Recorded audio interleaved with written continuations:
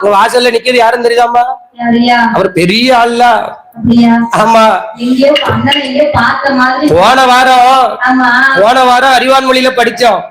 ஒரு அக்கா வந்து பிரம்மசக்தி அம்மா கதை படிக்கணும்னு சொன்னாங்க. இப்ப நாளைக்கு வீட்டுக்கு போறோம் இன்னைக்கு சொன்னாங்க.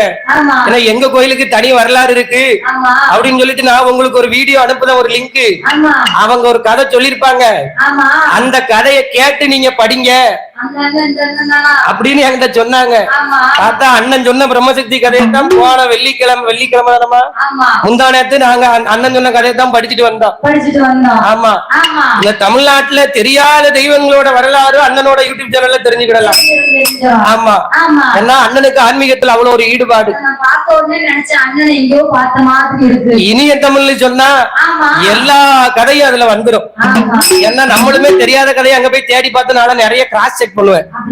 ஆமா, ஆகையினால நான் அண்ணனை பார்க்கணும்னு ரொம்ப நாள் ஆசை. போன வருஷத்துக்கு முந்தின வருஷம் கொலைசையில நம்மளை பத்தி பேசி வீடியோ போட்டிருந்தாங்க.